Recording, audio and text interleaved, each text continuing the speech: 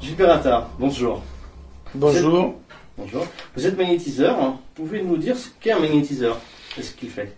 Alors, ce qu'il est, un magnétiseur, en fait, c'est une personne qui a la possibilité de soigner par imposition des mains, ce qu'on appelle l'imposition des mains. Alors, ce qu'il fait, il a pour effet de pouvoir soigner et donc de pouvoir redonner de l'énergie aux personnes à qui c'est défaillant. Donc, le fait d'un magnétiseur, c'est de recharger, de redynamiser et de, en quelque sorte, combler les manques d'énergie qu'il peut y avoir dans le corps, dans différentes parties du corps, en fonction de la personne et de ses faiblesses génétiques, par exemple. Et comment vous procédez, justement?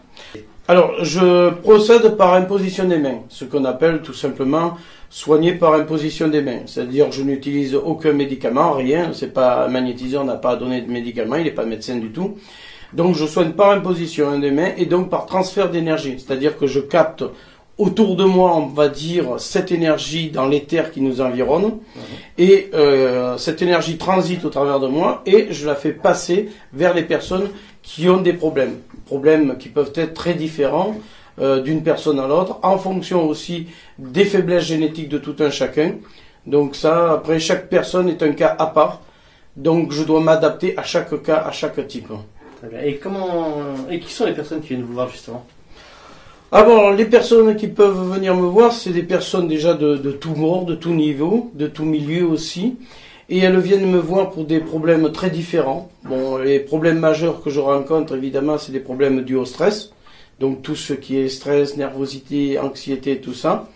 Alors, elles viennent me voir, eh bien, parce que bien souvent, elles ont tout essayé avec la médecine classique, conventionnelle. Et ne pouvant obtenir de meilleurs résultats parfois, eh bien, elles essayent par d'autres méthodes. Alors, que ce soit le magnétisme, que ce soit l'acupuncture ou quoi. Donc on est parfois un peu le dernier recours de ces personnes-là. La roue de secours. La roue de secours dans certains cas. Alors dans certains cas, c'est vrai que les personnes quand elles viennent, eh bien, elles viennent parfois tardivement. Donc la tâche est beaucoup plus difficile. Et puis dans certains cas, je peux avoir des échecs bien sûr. Si le problème est pris trop tardivement, ça devient très difficile après à soigner. Très bien. Et est-ce que c'est un don, votre magnétiseur? Alors moi je dirais que oui.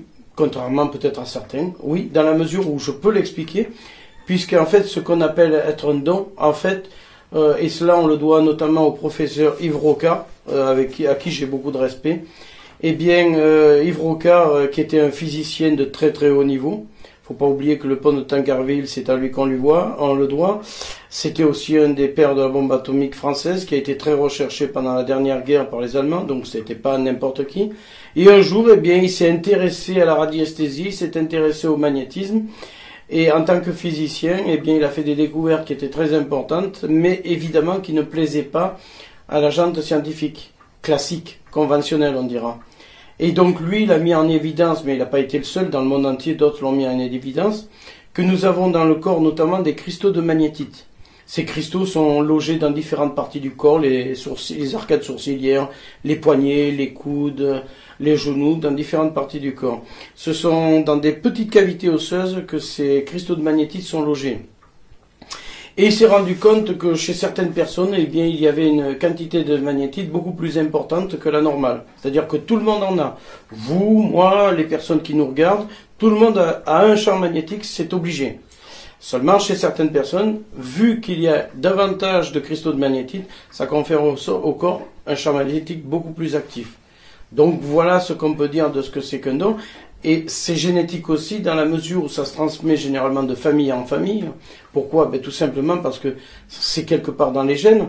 Et ça peut sauter 1, 2, 3 générations. Mes recherches m'ont amené jusqu'à passer jusqu'à 7 générations facilement. Mais immanquablement, c'est dans notre ADN, ça va finir par se retrouver. Et à un moment donné, un descendant va avoir dans son corps, et lui aussi, un excès de cristaux de magnétite, donc un excès de champ magnétique. Et donc ça sera un futur magnétiseur en puissance. Et donc, tout le monde peut faire ça ou pas? Tout le monde, dans la mesure où la personne a effectivement un champ magnétique plus actif, oui. Maintenant, tout le monde, moi, je me rappelle, en 1984, où j'ai été dans une école pour apprendre à me perfectionner à cette époque-là, j'avais quand même déjà 8 ans de pratique derrière moi, eh bien, ma prof que j'avais à cette époque-là, elle disait que tout le monde pouvait être magnétiseur, et moi je disais déjà à cette époque-là que c'était pas possible. Si vous n'avez pas un niveau suffisant, vous n'irez pas très loin. Donc j'ai même eu des anecdotes, dont une que je peux vous raconter. Une personne que je connais, avec qui je suis toujours ami et on se voyait récemment encore, eh bien lui, il n'avait pas spécialement un champ magnétique très fort. Il a essayé de soigner une amie. Il s'est littéralement dévitalisé, donc il s'est retrouvé complètement à plat. L'ami qu'il avait soigné, eh bien ça l'avait à peine un petit peu fait du bien, mais lui il avait mis plus d'1 mois sans remettre. Voilà, 1 mois pour se remettre de la charge qu'il avait donnée. En fait, il s'était vidé personnellement et non pas rechargé en permanence comme je le fais ou comme de bons magnétiseurs peuvent le faire. Et comment travaillez-vous et où? Alors, où je peux travailler, je travaille chez moi, mon cabinet est ici. L'avantage qu'il y a, je dis toujours en plaisantant, l'avantage qu'il y a, c'est que où que j'aille, j'ai toujours mes outils avec moi puisqu'ils sont là. Donc, il m'est arrivé de soigner dans des endroits très insolites, dans des avions, dans des aéroports, mais aussi même dans des bus. Et je me souviens, il y a 20 ans en arrière, je faisais partie à l'époque de l'IMSA, l'Institut mondial des sciences avancées, et nous organisions une fois par an des voyages d'études, pour certains de plaisir. Et une des personnes présentes dans le car s'était blessée à une cheville. Et pendant que le car roulait, moi, à l'arrière du car, je soignais sa cheville. Et ce qui fait que le voyage, la personne a pu le continuer tranquillement parce que j'avais réussi à tout de suite soigner sa cheville. Donc les endroits sont multiples. Il m'est arrivé de soigner dans des châteaux, il m'est arrivé de soigner dans des maisons très anciennes, très ordinaires. Donc vous voyez, n'importe où on a toujours le matériel avec nous. Très bien. Donc vous pouvez nous montrer un petit peu comment vous procédez ou pas? Eh bien avec plaisir. Dans ce cas-là, il me faut un ou une volontaire. Voilà. Merci. Alors, je vais donc vous faire un peu une petite démonstration des différents types de passes qu'il peut y avoir et le but de ces passes aussi. Donc la plus classique, évidemment, c'est ce qu'on appelle les impositions palmaires. Imposition palmaire, c'est-à-dire que je mets une main, par exemple, ici au front, parce que c'est une des zones les plus importantes. Et ensuite, je peux passer une main ici au niveau des cervicales de la nuque, où là, je commence à charger la personne. Après, il y a évidemment différents types de positionnement. Et les différents positionnements vont faire que je vais charger soit le haut du corps, soit le bas du corps, soit une partie du corps. Donc ça, c'est ce qu'on appelle les impositions palmaires. Après, il y a comme passe aussi ce qu'on appelle les passes perforantes. Alors les passes perforantes, ce sont des passes par exemple qu'on peut utiliser si on veut par exemple essayer de faire éclater un kyste, un fibrome ou le dessécher aussi, parce que on peut le dessécher, ou un abcès par exemple. Alors c'est une passe très particulière qui consiste à mettre les mains, les doigts de cette façon-là. Et on va dire, on va dire que par exemple, elle a un abcès ici et que je vais essayer de percer cet abcès ou de le faire dessécher. Donc je mets les mains en fuseau. En fait, si on était capable de voir dans l'invisible, voilà, on verrait, mais bon, nous on peut pas le voir, mais il y a des personnes, des voyants ou des médiums, mais surtout des voyants qui sont capables de le faire. Vous verriez partir du bout des doigts des faisceaux de lumière. En fait, ce sont des faisceaux d'énergie. Ces faisceaux d'énergie, en les concentrant de cette façon-là, on arrive à en faire un peu comme une sorte de rayon unique, assez très puissant. Et ensuite, la passe consiste à, par exemple, faire ce genre de geste. C'est-à-dire que la même pivote. En pivotant, c'est comme si on avait une vrille. Et cette vrille, eh bien, on l'a, bien sûr, il faut d'abord que je détecte les zones qui sont à travailler.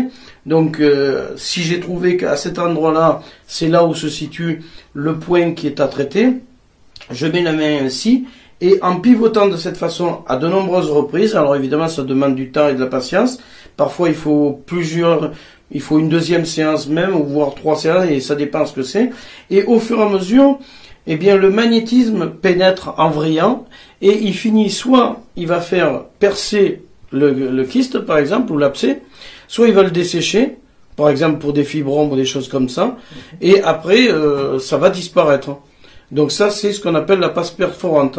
Après, il y a les passes dites à grand courant. Bon, là, je suis peut-être pas bien positionné pour le faire, mais je vais montrer un petit peu. Normalement, je la fais ou de face, ou de dos, ou latéralement. Donc là, je vais vous faire que latéralement, mais sinon, de face, c'est pareil.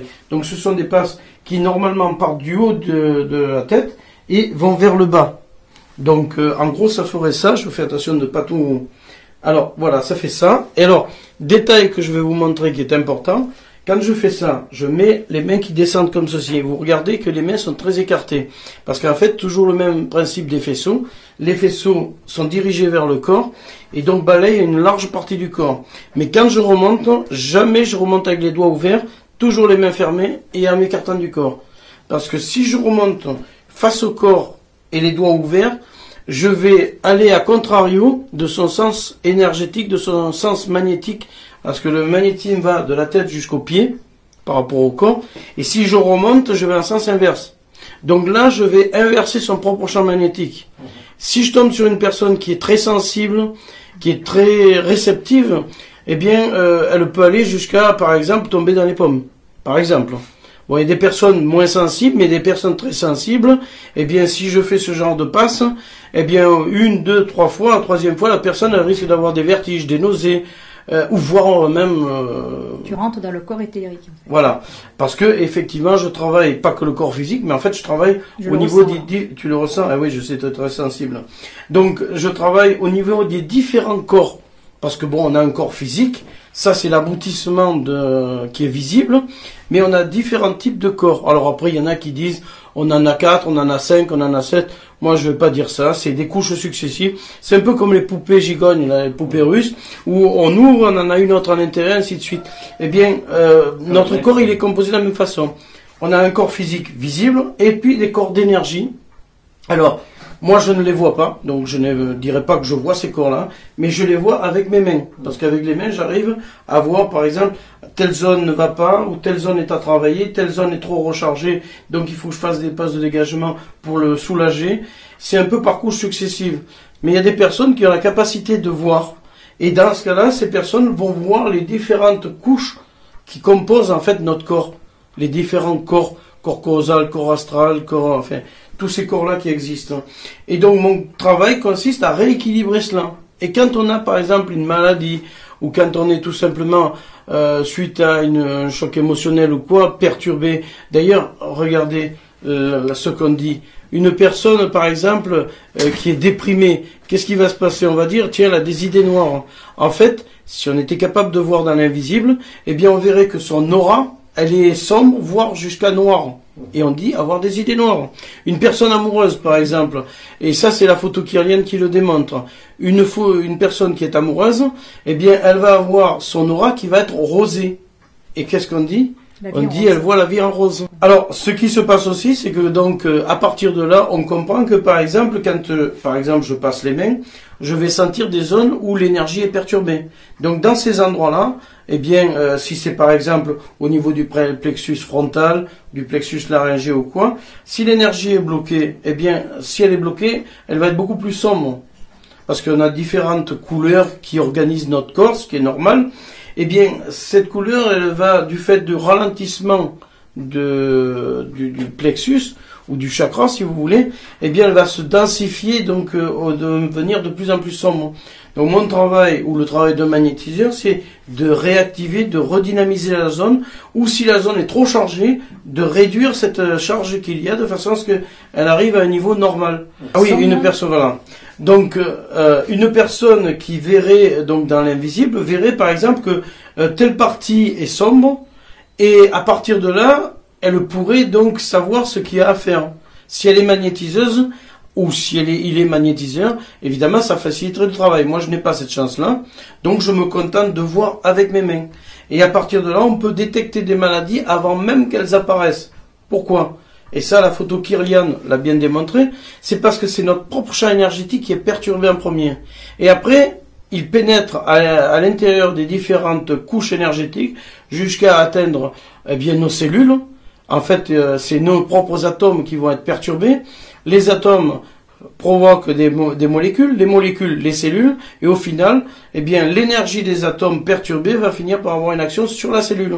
Et c'est comme ça qu'on comprend que on peut détecter des maladies à l'avance. Moi, je pense que dans le futur, et dans certains pays, on le fait déjà, eh bien, si on utilisait des principes comme ça pour la détection des maladies, on pourrait soigner des maladies avant même qu'elles apparaissent. Ça peut paraître fou, mais c'est comme ça que ça fonctionne.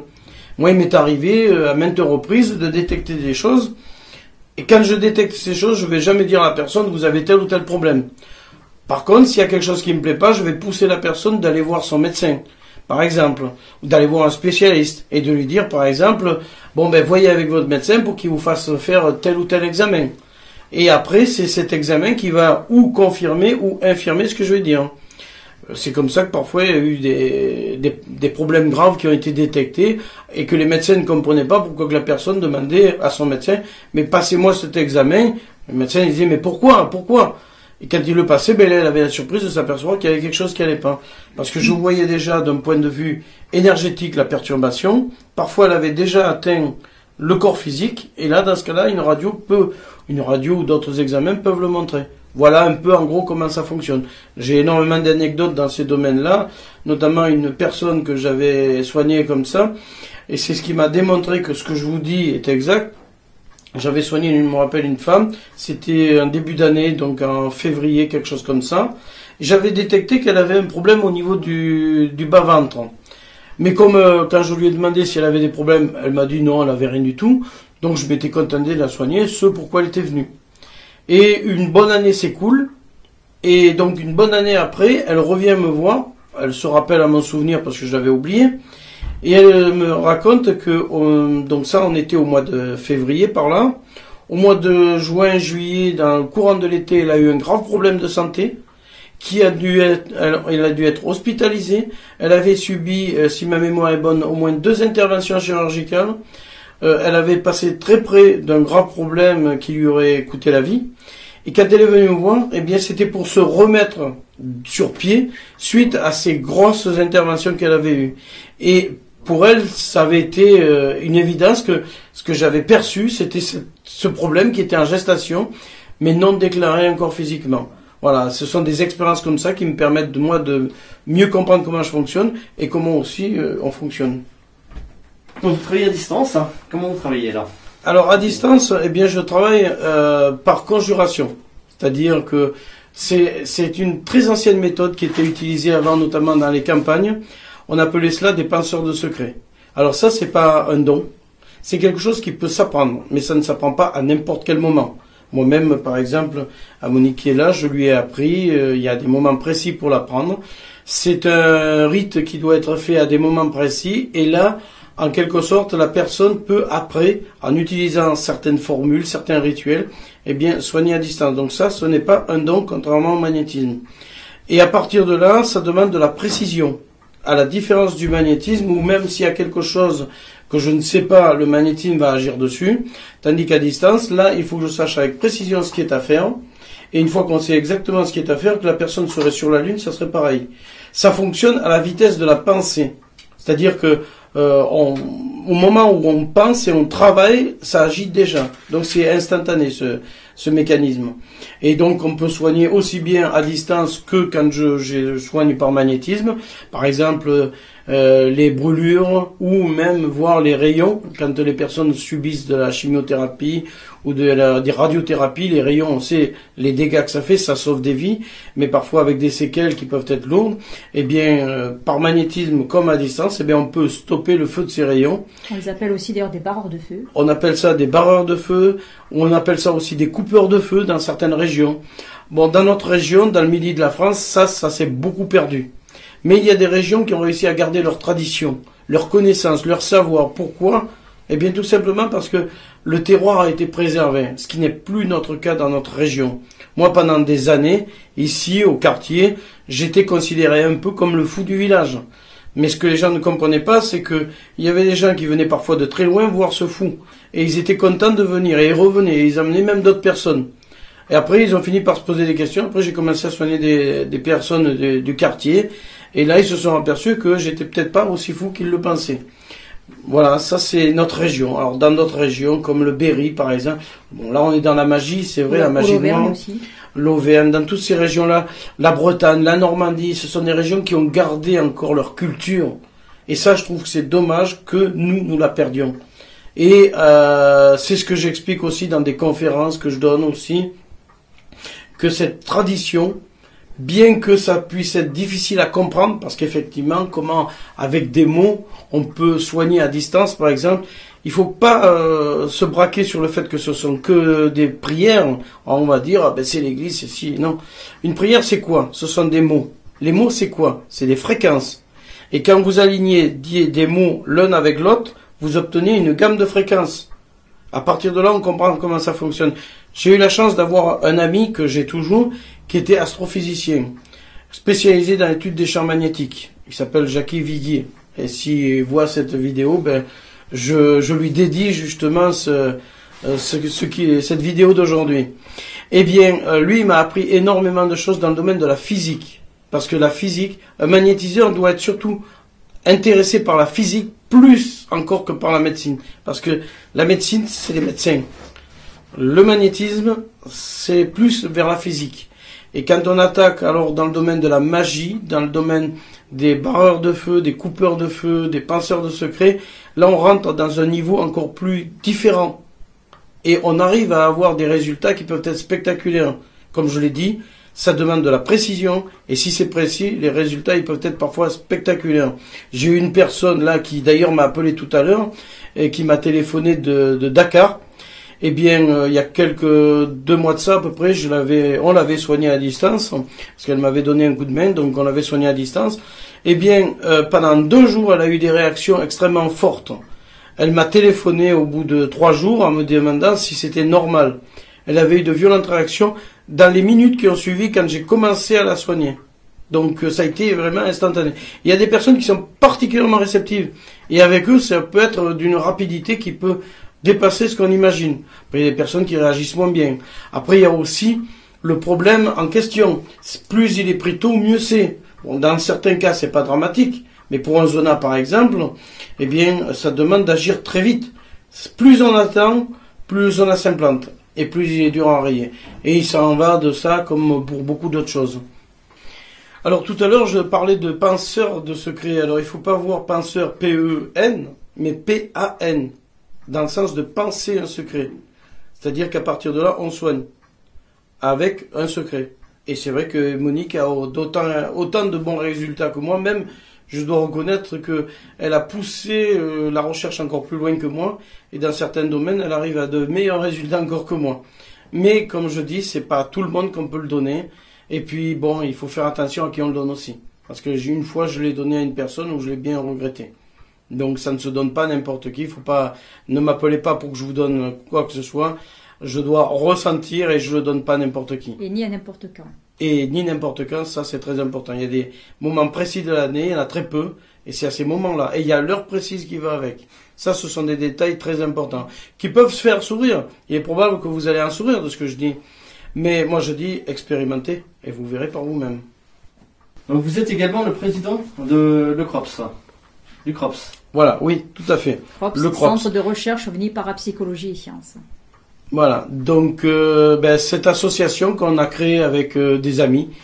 En fait, cette association, à l'origine, on avait monté avec un ami une antenne ici sur Toulon.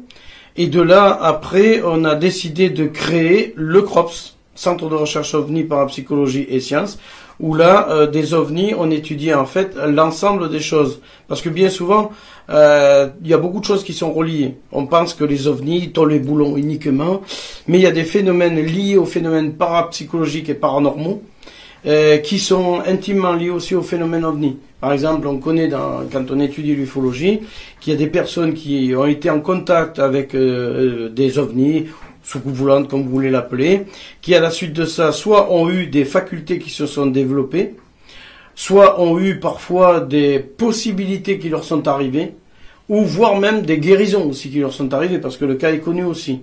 Tout à l'heure, je vais parler de Jean-Pierre Girard qui va venir. Il y a eu le cas de Uri Geller qui avait défrayé la chronique à l'époque. Et lui, dans son histoire à lui, il a été en contact, je crois, à l'âge de 5 ans ou quelque chose comme ça, avec un phénomène ovni. Et c'est à la suite de ça qu'il aurait eu ces facultés qui se sont développées. Donc moi, je dis, on peut étudier l'ufologie, oui. Tol et Boulon, oui. Au niveau simplement de témoignage, mais il faut élargir son champ parce qu'il y a d'autres choses qui sont reliées avec ça. Donc les séparer, je trouve que c'est peut-être pas ce qu'il y a de mieux à faire. Et pourquoi avoir créé cette association-là? Eh bien pour les mêmes raisons, parce que j'ai le défaut d'être très curieux et j'ai la chance d'être entouré de personnes qui sont au moins aussi curieuses que moi. Donc on essaye de comprendre, on essaye d'étudier le plus sérieusement possible aussi bien le phénomène ovni que tout ce qui est phénomène d'ordre parapsychologique, fantôme, phénomène de hantise. Là, on vient d'avoir tout récemment un cas très particulier qui vient de nous arriver. Est-ce qu'on peut en parler Voilà, on est. Une TCI en fait. Voilà, une TCI. En fait, on est parti. Moi, je suis parti quelques jours de me reposer dans le Larzac, et là, on a voulu faire des essais avec un appareil très sophistiqué d'enregistrement. J'ai oublié le nom, comment il s'appelle. Un enregistreur numérique. Un enregistreur numérique. Et on était dans un lieu templier, un château templier. Dans une commanderie. Exactement. Exactement. Une commanderie templière. Où il y avait des hospitaliers et des templiers. Voilà. Et donc, qui a plusieurs siècles d'existence. Et là, on a eu la surprise d'en faire des enregistrements sans trop y croire. Et quand on est arrivé le dimanche et qu'on a écouté, bien on a eu une voix qui s'est inscrite et qui n'a rien à voir avec ni la mienne, ni la sienne, ni personne d'autre, puisqu'on était seul dans cette pièce à ce moment-là. Là maintenant, on va étudier ça de plus près. On a un élément concret qui est là. À tester. Voilà, à tester. Donc cette association, elle a pour but d'expliquer aux gens ce que... Dans une approche scientifique. On a une approche scientifique et on essaye d'expliquer un peu aux gens ce qu'on fait. Et il y a énormément de personnes, moi je le vois arriver dans mon cabinet, qui en temps normal ne parlent pas de ce qui leur arrive. Et quand ils rencontrent une personne qui a l'esprit assez ouvert et qui voit et qui est assez curieux là-dedans, eh bien parfois ils racontent leurs expériences. Et croyez-moi que des expériences, il y en a beaucoup qui en vivent. Et parfois dans ces personnes-là, il y a des personnes qui sont dans des milieux où on n'imaginerait pas qu'ils ont eux-mêmes ou des possibilités ou vécu des expériences. Mais ils sont obligés de se taire. Parce que sinon ils seraient pris ou pour des fous, pour des rigolos, et donc leur crédibilité en souffrirait fortement. Et prochainement, vous organisez aussi 3 conférences. Donc il y en a une le 6 avril, avec Gildas Bourdet, oui. Voilà. Alors Gildas, c'est un grand ufologue français qui est très connu, qui est notamment connu pour son enquête qu'il a menée sur le crash de Roswell. Mais là, on va pas le faire venir pour cela. On va le faire venir pour le livre du docteur Lear, qui parle justement sur les abductions, c'est-à-dire les enlèvements et les implants. Parce qu'il faut savoir qu'il y a des personnes qui ont des implants qui apparaissent mystérieusement ou qui disparaissent parfois mystérieusement. Son livre vient de sortir, il s'intitule OVNI, Contact OVNI, la dernière frontière. Oui, c'est exact, j'avais oublié le titre. Désolé, heureusement que j'ai la bonne mémoire. Donc voilà, ça c'est Gildas Bourdet qui va venir nous faire le plaisir dans notre région de faire cette conférence qui à mon avis va plaire énormément. Alors Gildas Bourdet est un bon conférencier et surtout un très bon chercheur. Et le 1er juin, vous avez également Jean-Pierre Girard. Alors Jean-Pierre Girard, là on est dans le domaine surtout de la parapsychologie. Puisque Jean-Pierre Girard, il a défrayé la chronique dans les années 70, 80 et même 90. Moi, je me souviens, il faisait partie de ces personnages que j'aurais rêvé de rencontrer. La chance veut que maintenant, on sait plus que rencontrer, on pourrait dire. Eh bien, il a travaillé notamment pour les États-Unis, il a travaillé pour des raisons très particulières, notamment pour le projet Stargate. Et il va venir faire une conférence pour expliquer un peu ce que c'est que la parapsychologie, ce qu'est surtout aussi les facultés, ce que sont les facultés psy, c'est-à-dire télékinésie, psychokinèse, télépathie, probablement qu'il va parler aussi peut-être des soins à distance, en tout cas une chose est sûre, ça ne doit pas lui être étranger. Donc Jean-Pierre Girard, c'est agir, comment c'est déjà L'action de l'esprit sur la matière. Voilà, le terme exact, qui va aborder dans cette conférence.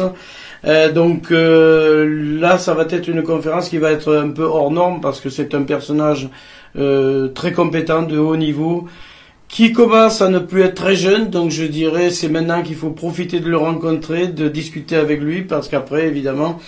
D'ailleurs, il va nous faire un stage le 8 et le 9 juin à l'Accro. Voilà, et nous on y est déjà inscrit, d'ailleurs, on va pas le rater, parce que dans ce stage, normalement, il va essayer de nous apprendre, afin d'apprendre aux personnes qui seront présentes, à utiliser un peu mieux nos capacités. N'oublions pas que nous n'utilisons censément que 10% de nos capacités. Alors j'essaie d'imaginer ce que sont les 90% restantes.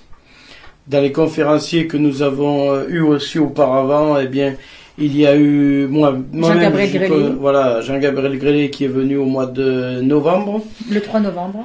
Exactement, le 3 novembre. Donc le 11 décembre, nous avions eu aussi le colonel Jacques Rine. Jacques Rine, mais ça c'était déjà le avant. 11 décembre 2011. Et moi-même, personnellement, j'ai bien connu Jimmy Gueux, puisque je faisais partie de l'IMSA. Guitarade aussi, que nous avons eu à maintes reprises.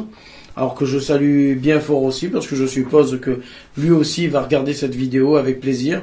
Donc Guy est venu à de nombreuses reprises dans nos conférences. Nous avons aussi notre ami Jean-Pierre Petit, qui nous a promis aussi de nous faire une conférence pour le CROPS. Bon, j'attends toujours, mais je désespère pas qu'il vienne, il y a de fortes possibilités. En tout cas, c'est aussi quelqu'un de... Il faut le connaître, c'est quelqu'un de très très gentil, très sympa, avec des bonnes connaissances aussi. Et le 3 août, vous avez Joël Ménard. Alors oui, le 3 août, nous avons Joël Ménard qui va venir. Alors Joël Ménard, évidemment, c'est lui qui dirige la revue Lumière dans la nuit, dont il y a un exemplaire qui est ici, voilà, qu'on peut montrer. Tiens, tu peux le montrer. Alors Joël Ménard, eh bien, va venir nous parler sur tout ce qui est témoignage et ce qu'il en résulte de ces témoignages. Donc ça sera une conférence aussi intéressante parce que je crois qu'il n'est jamais venu dans la région faire de conférence lui non plus. C'est vrai, j'ai oublié de lui demander, mais je crois pas qu'il soit venu en faire. Et en fait, des conférences, il est tellement occupé que je ne pense pas qu'il en donne beaucoup, en tout cas pas dans notre région. Donc là aussi, c'est un personnage qu'il faut rencontrer. L'occasion se présente, donc c'est lui que nous allons avoir au mois d'août. Alors n'oubliez pas d'aller sur notre site internet www.cropscience.org et notre bannière figure entre autres sur la revue Top Secret de Rock Soccer que nous remercions et sur Science et Inexpliqué de monsieur Montigliani voilà. Que nous remercions infiniment aussi. Alors c'est vrai que toutes ces personnes qui chacun de leur côté, un peu comme vous aussi, eh bien nous aident aussi et c'est vrai que nous apprécions parce qu'en fait au lieu de rester chacun dans son coin, ben, ce qui est important c'est d'arriver à se réunir. En fait on mène une même quête. Après, bon, ben, il y en a pour des raisons X qui veulent se tirer la couverture à eux. Bon, ben, je trouve ça un peu regrettable. Mais de tout temps, c'est vrai qu'il y a toujours eu des guerres stupides. Je pense qu'il serait temps que ça s'arrête.